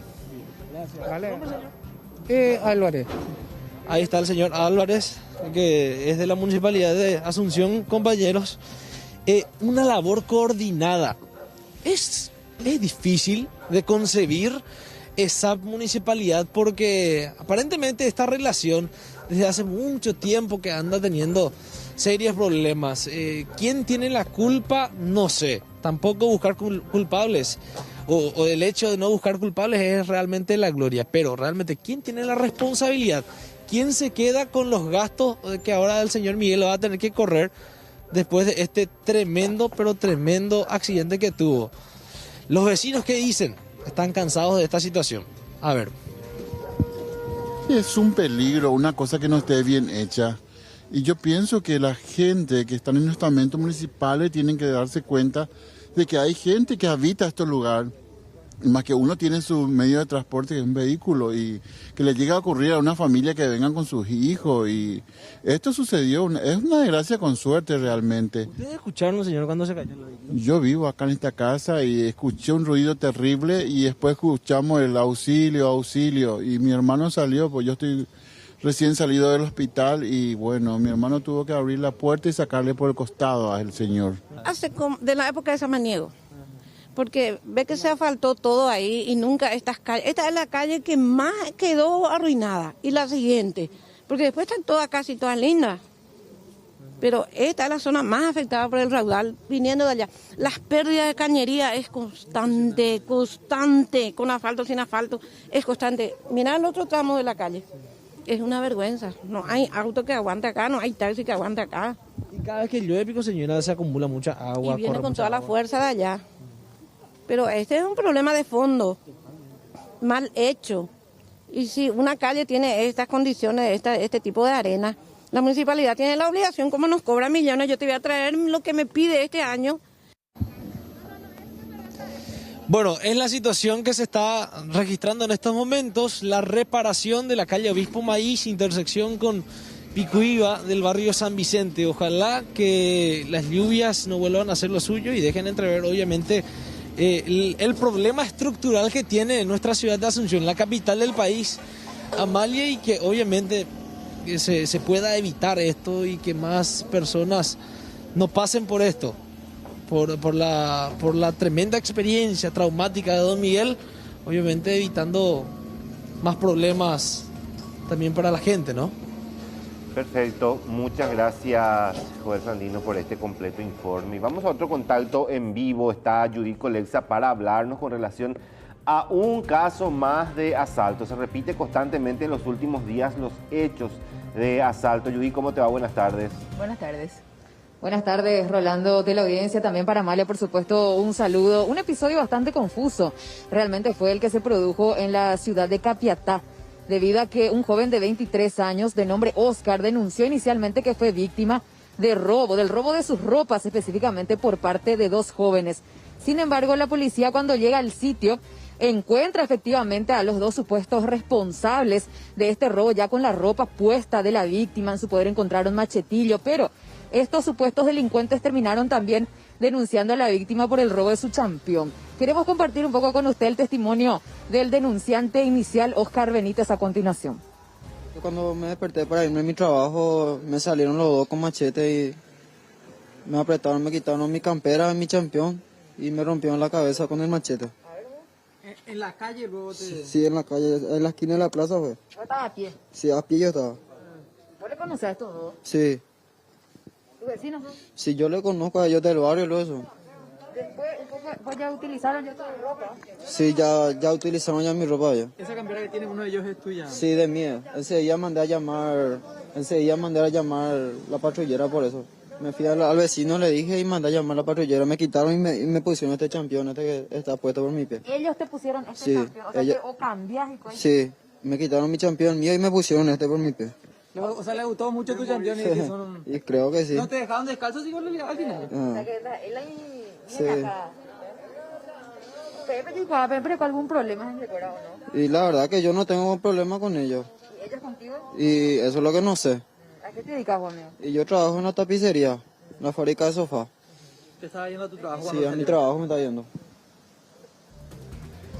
Bueno, es lo que decía la víctima, este joven de 23 años, que supuestamente le cambiaron el champión, pero se llevaron el de él. Dentro de todo estamos hablando entonces de ladrones generosos porque no le dejaron descalzo, compañeros. También queremos compartir con ustedes la otra parte. ¿Qué dijeron los presuntos asaltantes?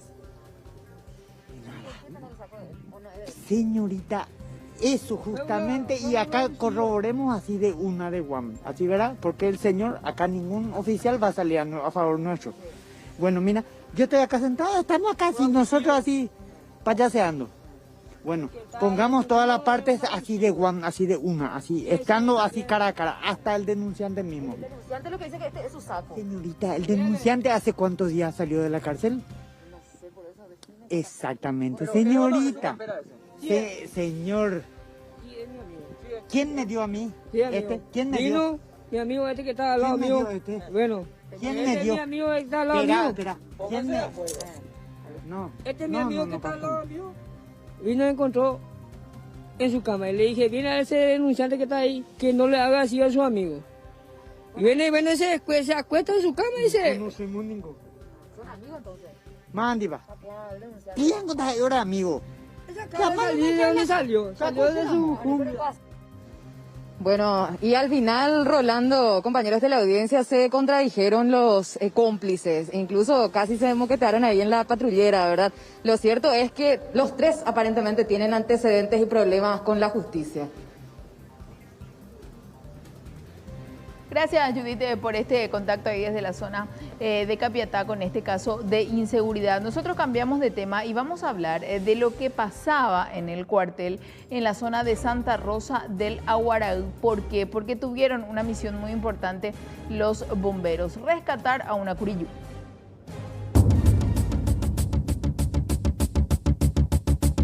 Bomberos voluntarios de Santa Rosa del Aguaraú rescataron una enorme curiyú de la especie anaconda verde, con un peso de aproximadamente 250 kilogramos y 5 metros de largo.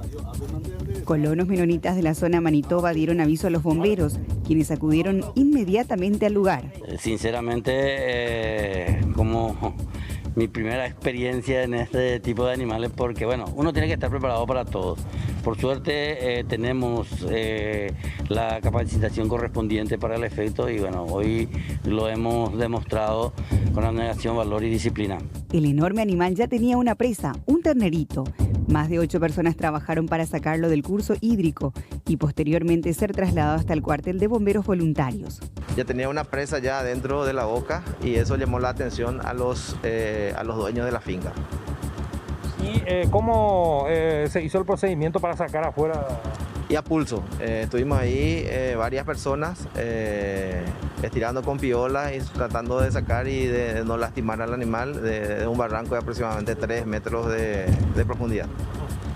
Doctor, para aquellas personas que llegan a encontrar a este tipo de animales y que matan, o sea que aquellas personas que encuentran, ¿cuáles son los procedimientos que uno debe de hacer?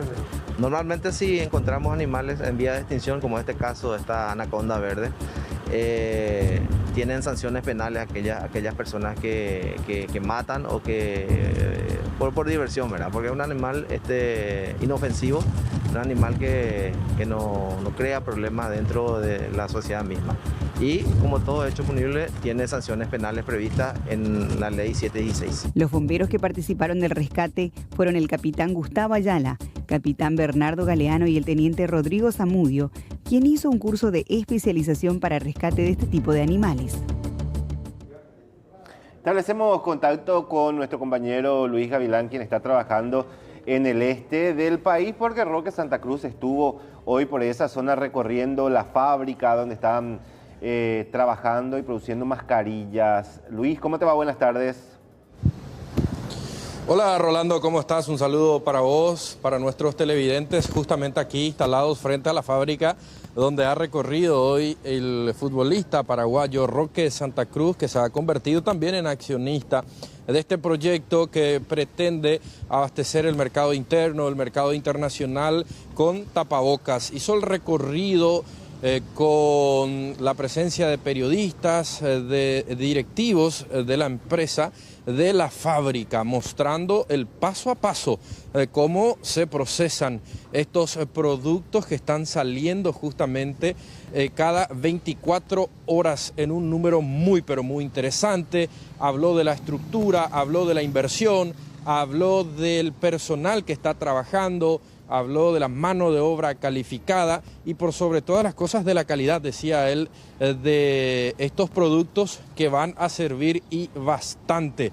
Roque Luis Santa Cruz se mostró muy tranquilo después de estos días de turbulencia. Soy consciente de que esto va a generar indudablemente diferencias en la sociedad, en la opinión de la gente, pero eso es normal. Yo estoy con la conciencia tranquila, la inversión es justa y estamos dando mano de obra a 750 personas, decía Roque Luis Santa Cruz esta mañana durante el recorrido. También algunos comentarios, ¿verdad?, que sobre la preocupación de que si vamos a poder nosotros fabricar tanta cantidad de goma o de tapabocas, ¿verdad? La realidad es que previendo, ¿verdad?, esa situación, las máquinas ya están aquí ahora y nosotros vamos a empezar a producir las gomas y también ¿cómo se llama esto? El alambre, ¿verdad?, que lleva. Lo que va a completar todo el círculo y nos convierte en 100%, ¿verdad?, la materia prima van a ser nacional, así que va a ser 100% nacional, ¿verdad? No sé si son críticas o si sencillamente, ¿verdad?, no sé, puede ser que sea también desconocimiento, ¿verdad?, de lo que verdaderamente estamos haciendo, de ahí que no queremos, no es una réplica de ningún modo, es solamente, ¿verdad?, mostrar verdaderamente, ¿verdad?, de que todo lo que se puso en duda en torno no solamente a nuestro producto, sino también en torno, ¿verdad?, a lo que nosotros decimos, quede aclarado, ¿verdad? No es una réplica ni mucho menos, es nada más que mostrarle, ¿verdad?, cómo nosotros hacemos que todo lo que dijimos se cumpla. Después de lo que se ha hablado, ¿verdad?, o de lo que ha dado que hablar, ¿verdad?, la problemática en torno a esta situación del concurso, ¿verdad?, de precio. Y con el stock que tenemos, ¿verdad?, obviamente que nosotros necesitamos también, ¿verdad?, como fábrica y como industria seguir produciendo y también comercializar nuestros productos.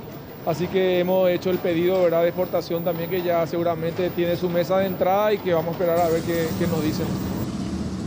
Expresiones de Roque Luis Santa Cruz durante este recorrido para los medios en el interior de la fábrica de tapabocas. N95 arranca la próxima semana. Tenemos calidad, mano de obra paraguaya y ni siquiera comparación con los productos chinos, decía al final Roque Santa Cruz, aquí en Ciudad del Este, donde nos encontramos justamente. La fábrica, según él, no para. Producción de 24 horas. Hasta ustedes.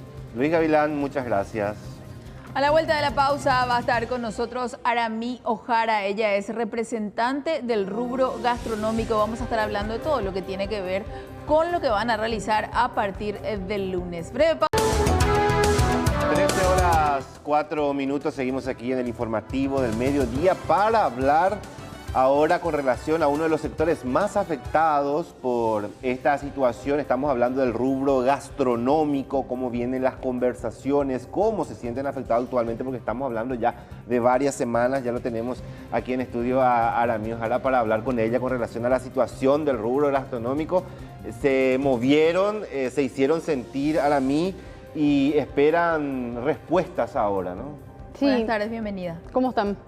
Sí, para comentar un poquito qué es lo que está pasando hoy con el rubro gastronómico, ¿verdad? Y muchos empresarios dentro del rubro también nucleados. Y obviamente también aprovechando el espacio para la tranquilidad de la ciudadanía. Yo quiero aclarar nomás y arranco, ¿verdad?, de que esto ahora mismo es un mecanismo político de presión, en síntesis, ¿no? Y que logra el cometido porque también hay que aceptar y hay que reconocer también otro tema muy importante, de que ya son 70 días de cuarentena que los protocolos están en poder de los ministerios correspondientes ya hace aproximadamente 15 días, que se sigue sin respuesta, ¿verdad? Y lastimosamente ante la falta de efectividad, no solamente de la respuesta ante el protocolo, sino la falta de efectividad en todo este proceso de los 70 días, ¿verdad? Porque quiero nomás también recordar que en el proceso de los 70 días, ¿verdad?, al inicio de toda la cuarentena, se le pidió a todos los sectores, incluido el gastronómico, que cierren sus puertas y que caigan a facturación cero, ¿verdad? Sí.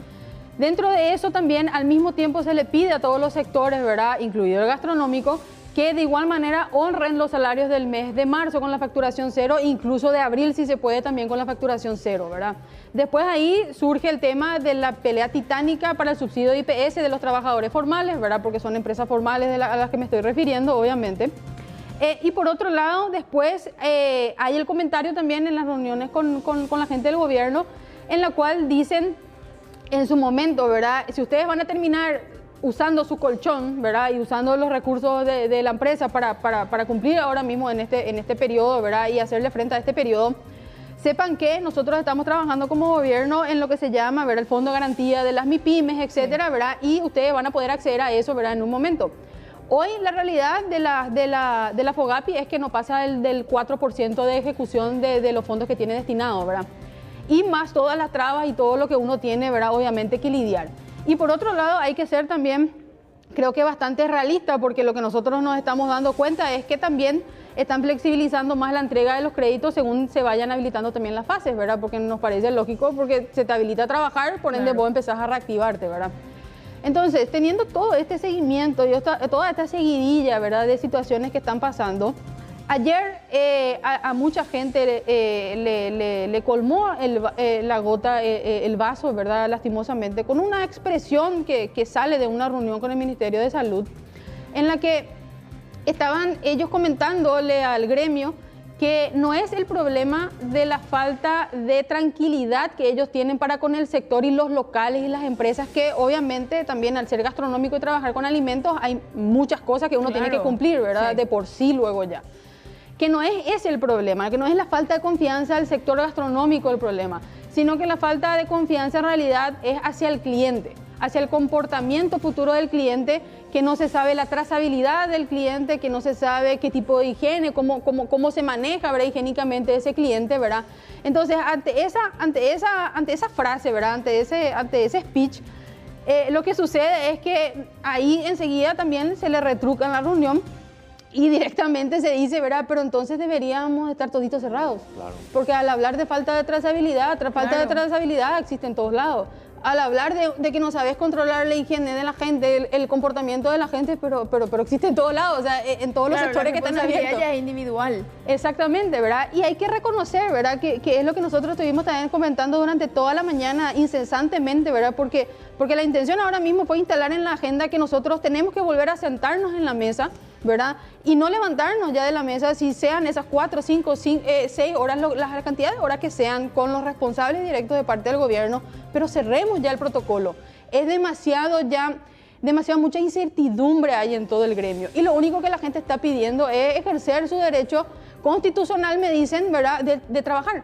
Y su derecho también constitucional de que todos los paraguayos tienen que estar en igualdad de condiciones también en ese momento, ¿verdad? Y en este tipo de situaciones. Ese punto que mencionabas, ¿existe aparte de eso otros que todavía impide, por decirlo de alguna manera, que se cierre ese protocolo que tanto están esperando? Y realmente hablando, es pura voluntad ya a estas alturas del campeonato, después de 15 días, cerrar el protocolo y realmente al sector gastronómico que se portó bien desde el día 1, y que ahora no le quedó de otra, porque pareciera ser que en este país, si no gritas y no levantas la voz y de repente no amenazas que vas a cerrar una calle, una ruta, etcétera, pareciera ser que no te dan mucha pelota, que digamos. Entonces, nada, ahora evidentemente estamos en el momento, y eso es lo que nosotros quisimos instalar, necesitamos instalar, ¿verdad? Y la intención es para que la ciudadanía también se quede quieta, ¿verdad? Nosotros somos uno de los grupos, uno de los rubros más formales que existe, y uno de los rubros otra vez más salubres y higiénicos luego que existe, ¿verdad? Y ante el comentario de repente de que, por ejemplo, ¿verdad?, ¿qué pasa que no van a acatar de repente un decreto o lo que está vigente, etcétera, ¿verdad? Yo les quiero comentar nomás a la gente que nos está viendo y nos está escuchando ahora mismo, yo les quisiera comentar que el decreto hace rato que no se está acatando. O sea, es cuestión de pasearse por Asunción, de salir con el auto, ¿verdad? Yendo al trabajo, etcétera, y pasar de repente por el mercado, pasar por comedores, pasar por diferentes calles, y uno ya se da cuenta que en realidad el decreto hace rato que ya no se está luego respetando, ¿verdad? Y ahí quiero hacer hincapié, y la pelota es literalmente, perdonen, ¿verdad? Pero la pelota es literalmente propiedad del gobierno. ¿Por qué? Porque yo recuerdo exactamente el momento en el que los ánimos empezaron a caldear, no solamente dentro del rubro gastronómico, sino a nivel general. Empezaron a salir los fatos de sobrefacturación y corrupción, y esto se empezó a caldear todito. El ambiente de irrespetar estas cosas se empezó a caldear, ¿verdad? Y no solamente de nuestro rubro, de millones de gente, porque la gente literalmente empezó a salir a decir, ¿para qué vamos a seguir haciendo tanto esfuerzo si finalmente no sabemos qué están haciendo con la plata? Están comiendo la plata, están robando la plata.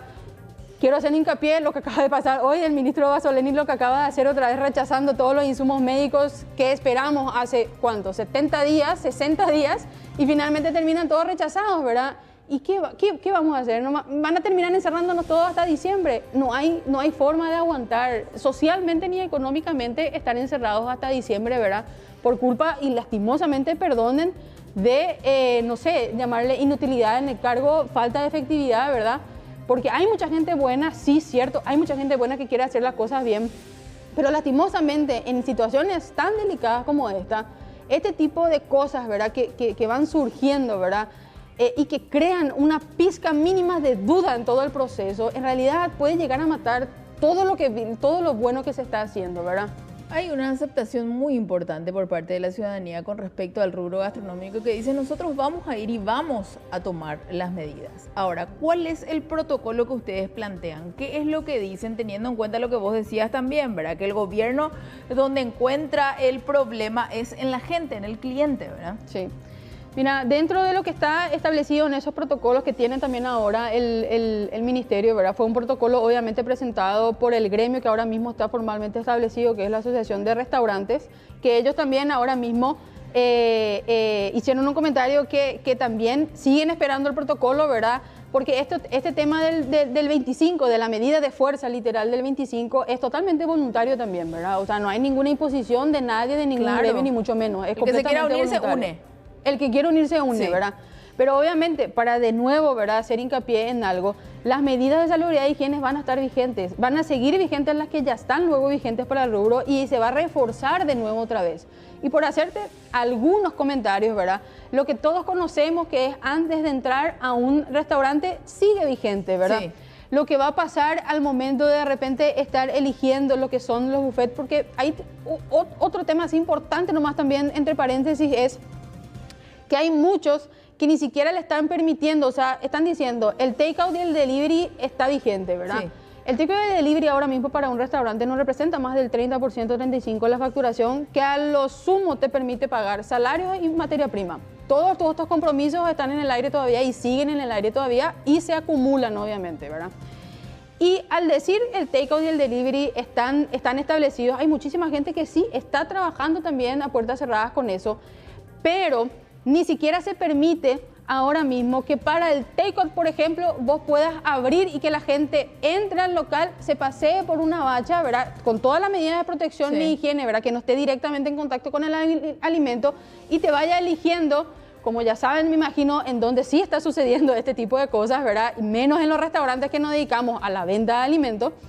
Entonces, esto, agarrar, pesar, por ejemplo, y volver a retirarse, o bien mientras que se está preparando y se está poniendo ahí en la bolsita y haciendo todo eso, higienizando todo, que la gente esté sentada ahí adentro esperando, por ejemplo, a retirar sus cosas, pagar e irse, ¿verdad? Entonces, en este momento, ¿verdad? Y perdón, de repente nomás me causa así risa, ¿verdad? Y sonrío, ¿verdad? Y mucha gente me dice, deja de reírte ya en la tele, ¿verdad? Pero ante todo, de repente, la falta de lógica es lo que nosotros estamos desde el día 1 insistiendo con eso. Es lo que les hartó. Y le termina lastimosamente hartando a todos, ¿verdad? Y lastimosamente uno no puede controlar cuando los ánimos están muy caldeados ya, ¿verdad? Yo quiero que se entienda también a los propietarios de los restaurantes, ¿verdad?, que por A o B motivo acompañarán la medida del 25. Quiero que se les entienda también, porque no son ningunos irresponsables que van a abrir por abrir.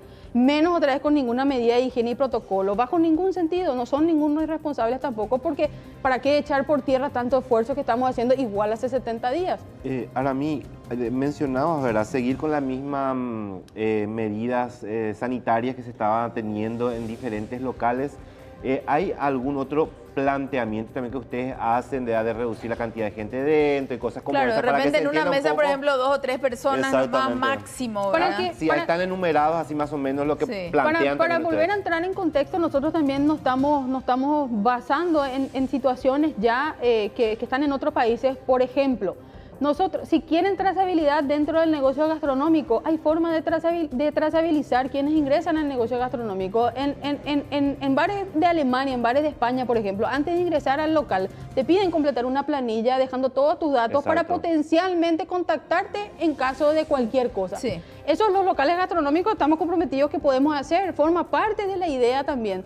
Y por otro lado, también no tenemos ningún problema de agarrar y decir que en esta primera etapa beta, que nosotros le llamamos desde siempre a esta primera etapa beta, que de repente ciertos locales entonces sean los que abran, invitándole también a las autoridades a que vean a validar todo el protocolo. Entonces, simplemente recibir por el mecanismo de reserva, por un mecanismo de una reserva previa, sabiendo la cantidad de gente que también va a venir. Como hacemos de repente en fechas especiales, ¿verdad? Exactamente, sabiendo la cantidad de gente que va a venir y solamente dedicarnos a recibir de repente mismos grupos familiares y grupos de trabajo que de por sí ya están compartiendo luego los espacios dentro de la casa o dentro del trabajo. O sea, voluntad de parte del sector gastronómico para cerrar de una vez por todas ese protocolo existe, pero existe hace tiempo. Ahora bien, lastimosamente, la misma voluntad que nosotros tenemos, no estamos viendo de parte de las autoridades, que son finalmente los que nos tienen que marcar esto, ¿verdad? Y lo único que están pidiendo todos los empresarios y todos los dueños de locales que están cerrados ya y con todas las responsabilidades al tope, ¿verdad? Y todo eso, y todo lo que genera eso de forma psicológica para la familia, para esa persona, todo el estrés que genera y cómo se va deteriorando y incluso el cuerpo al estar tan estresado. Para tener en cuenta nomás también eso, es simplemente una hoja de ruta un poco más clara nomás.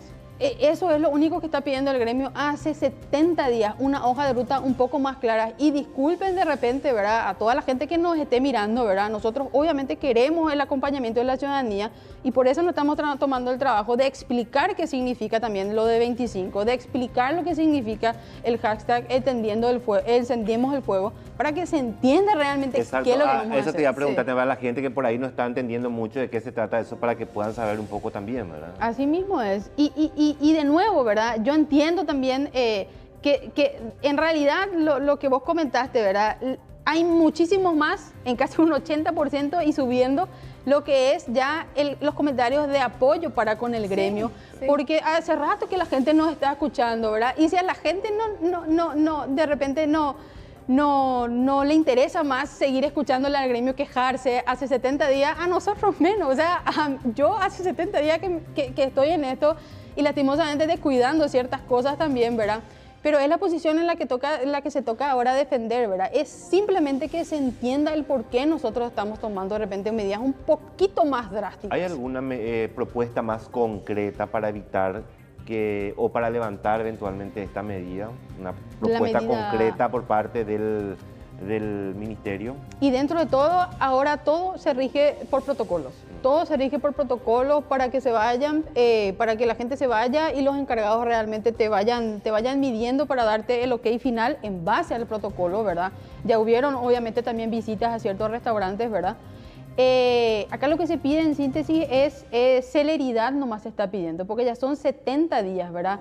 Y de nuevo recalco que no es ninguna irresponsabilidad y mucho menos el sector va a ser completamente irresponsable a tomar ciertas decisiones, pero es una medida de fuerza ahora mismo a la que se tuvo que llegar y a los que muchísimos empresarios tuvieron que llegar porque sentían y siguen sintiendo que no están siendo tenidos en cuenta por el gobierno y representamos, mal que mal contado, representamos más de 140.000 puestos a nivel país, ¿verdad?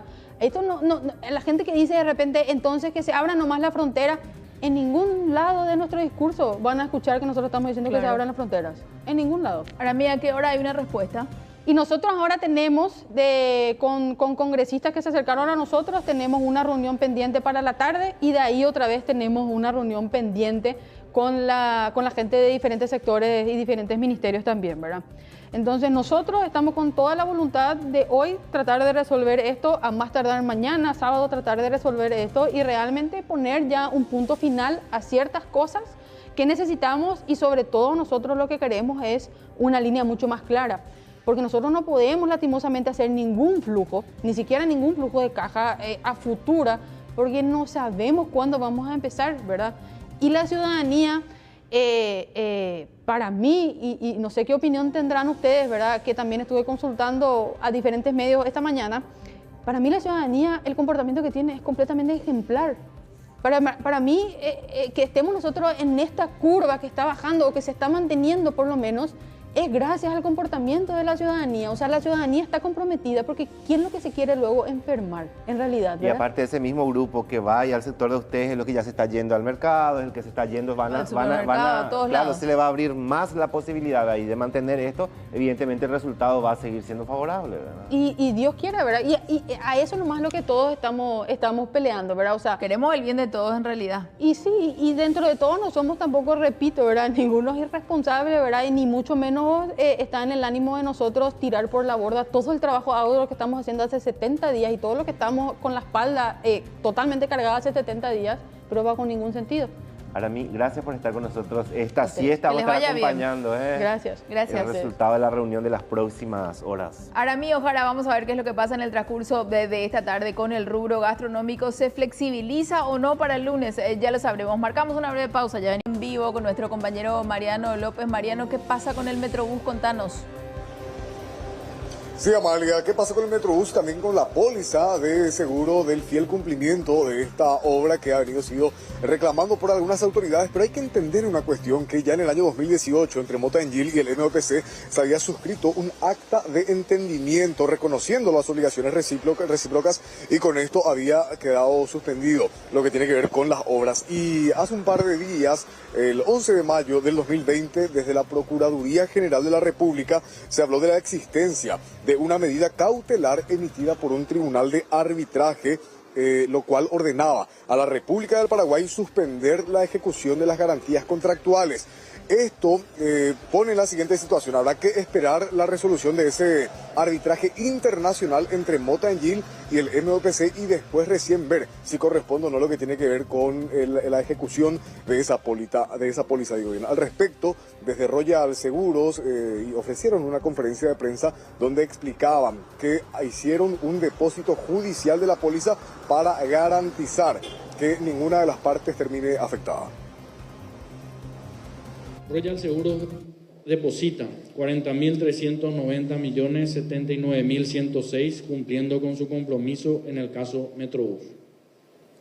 Royal Seguros deposita.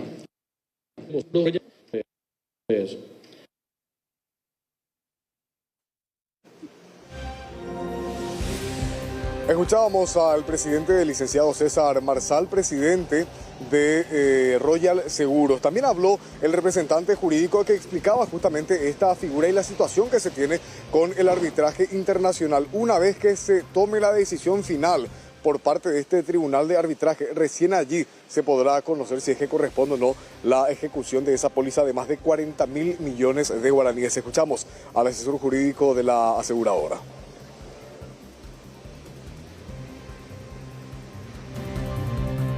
Ante esta situación encontramos que es dudoso de que el MPC hoy tenga el derecho a cobrar una indemnización. Por eso, más allá de que la aseguradora tendría eventualmente el derecho a no hacer ningún pago, esperando inclusive la terminación del arbitraje, decide empresarialmente hacer el desembolso de los 40.000 millones de guaraníes y lo hace a través de un proceso que está establecido en nuestra legislación, en nuestro Código de Procedimientos Civiles, que es el pago por consignación. En donde nosotros básicamente le peticionamos a un juez que se deposite el dinero y que una vez que el MPC justifique tener reunidos los requisitos, que entre los cuales nosotros consideramos que es la resolución del arbitraje, se le dé el pago correspondiente. Es básicamente esa la idea general de la acción que se ha hecho. Tiene el efecto de un pago, lógicamente. La aseguradora ha hecho el desembolso completo inclusive de la póliza, y está básicamente la decisión pendiente de lo que responde el MPC o la Procuraduría General de la República en este caso, y lo que decía finalmente el juez, si se esperará o no a la finalización del arbitraje o si ya corresponde que se le entregue el pago al MPC. Ante todas estas circunstancias, Royal Seguro lo que hizo fue dar cumplimiento a lo que respecta con su responsabilidad contractual al hacer el desembolso de esta suma que tiene que ver con el seguro de la ejecución del fiel cumplimiento del contrato. Ya una vez que se determina a nivel internacional, se verá si es que corresponde o no el cobro por parte del MOPC de esta millonaria póliza, compañeros. Perfecto, muchas gracias, Mariano. Vamos ahora, Amalia, a ver cómo se va a comportar el